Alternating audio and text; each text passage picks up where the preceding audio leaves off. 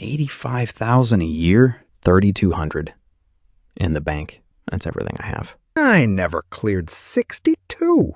Not 1 year of my life. By the end of this, you'll have your real number. 40 seconds and a napkin. Go get a pen. Grab me one while you're up. Mine's behind my ear.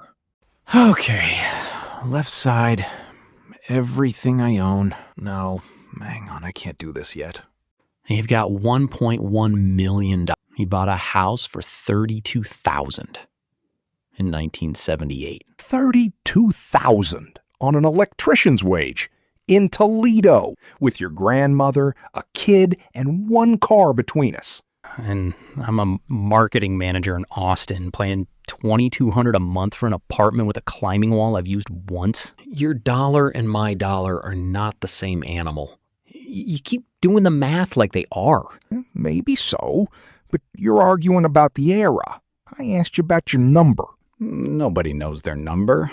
It's not a character flaw. Nobody ever told us there was a second number. That's an honest answer, and that right there is what's costing you, not the rent. There's two numbers in your life, son. Only one of them ever gets said out loud. The loud one is income. The money that arrives, what the job pays you before anything happens to it. Which is the number I give when somebody asks how I'm doing. Right. The quiet one is net worth. Everything you own minus everything you owe. One number. That's the only one that answers the question you're actually asking. Everything I own? Meaning what? The couch? Where does that stop? Cash, accounts, retirement, minus the cards and the loans. Don't go kidding yourself with the couch. Okay, hang on. So that means the number can come out negative. It can be negative on $150,000 a year. That isn't rare. That's normal. Here, income is water coming out of a hose. Net worth is what's actually in the bucket. You can run that hose all day, sweating, proud of the hose. If the bucket's got a hole, it stays empty. And the hose is the part everybody in your life can actually see. Nobody's ever seen anybody's bucket. That's the whole trick of it. It's worse now than it was for you, too. The hose is public. Everybody posts the trip. Nobody posts the balance. Same disease. Better lighting on it now. That's the only difference. There's a name for the gap between the two now. They call it money dysmorphia. Say that to me in English. What's the word actually mean? It's when the number in your head doesn't match the number on paper. In either direction. So you pull good money and feel broke all the time. Or you feel fine and you're quietly drowning. Both count.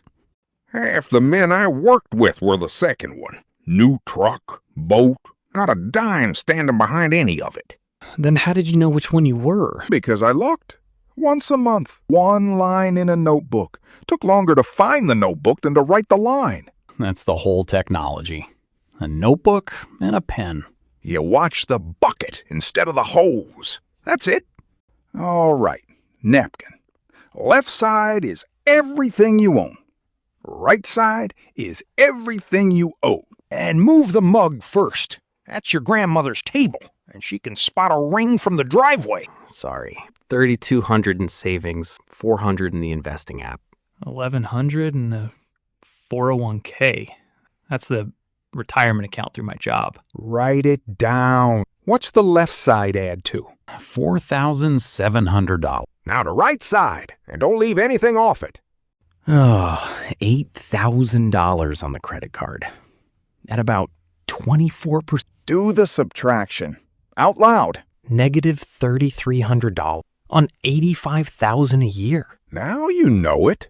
Took you about 40 seconds. I have never once seen that number, and I feel physically unwell. You feel exactly how you felt a minute ago. You just know it now. That's the entire difference. And it could have come out positive. Plenty of people's do. Either way, you've got it now. Your turn. Do yours, and don't round it in your favor. House is paid. Toledo, so call it 140. Truck's worth nothing, and I love it. The rest is the account. Account since '87. Never sold anything out of it. That's the 1.1. So most of that is the account, not the house. Here's the ugly part. Most of it isn't money I earned. It's money the money earned. That's compound interest. Your money earns money, and then that money earns money too. Slow for 15 years. Then it stops being slow. In 2019, I did nothing. Sat right here. That account made more that year than I ever made working. So the money out-earned the electrician. That's actually insane. If your number surprised you, hit like. That's what puts this in front of the next person who's never looked. Did you just talk to the wall? I push back because the napkin doesn't answer the real objection. You bought it $32,000, making, what, $18,000, $20,000 a year? About that. Maybe 21 by the end of the 70s. So your house was under 2 years of your income.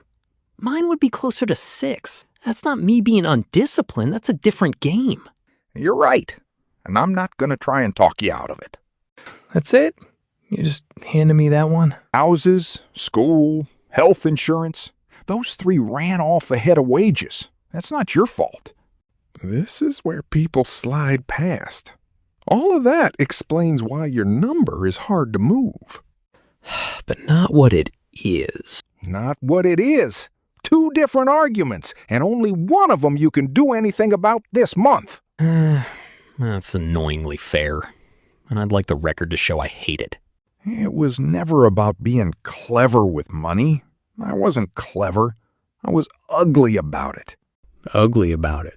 Meaning what, exactly? And for 11 years, I was the poorest looking man on my street, and the only one on it with money. Kowalski, 2 doors down, had a new Buick every 3 years. Died owing on the last one. Okay, that's genuinely grim, and I'll think about it later.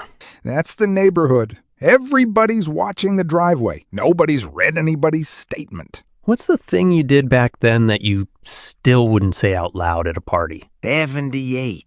We closed on the house in March. For 2 years after that, your grandmother and I did not own a couch. I'm sorry, you did what? For 2 entire years? Lawn chairs.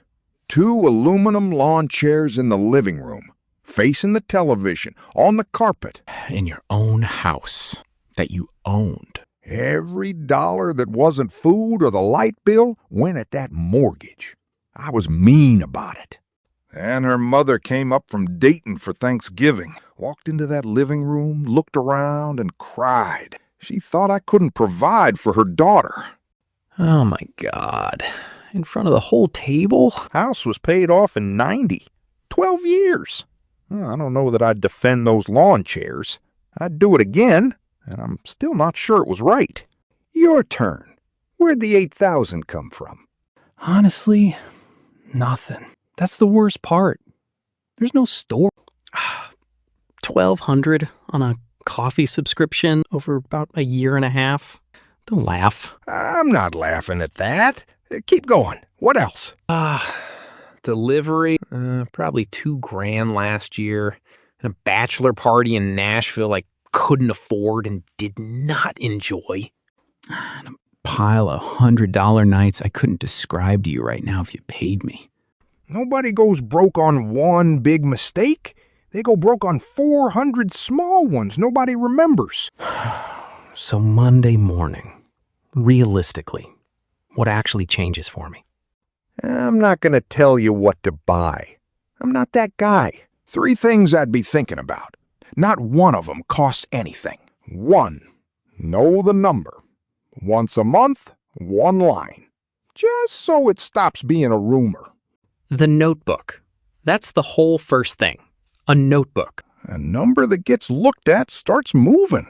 I can't explain the mechanism. It just does. 2, find the hole in the bucket before you go looking for a bigger hose. Which for me is the card. 24%, guaranteed against whatever the market feels like doing. That's your hole. One of the rare times the boring answer's the obvious one. Okay, and the third one? 3's the one that did it for me. Move the money before you ever see it. That's not willpower. I haven't got any, and neither have you. It came out of the check before it hit the account. Automate it and starve the rest. And every raise I ever got, I moved half of it over before payday came around.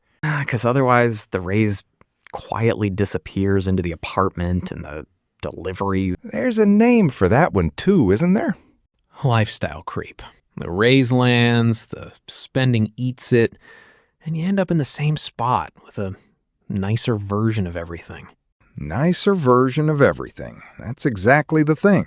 Before you go home thinking I had this figured out at your age, from 76 to 87, I kept every dollar in a passbook savings account at the bank on Monroe Street. 11 years sitting in a savings account. Didn't trust the market. My father lost money in it once and never shut up about it.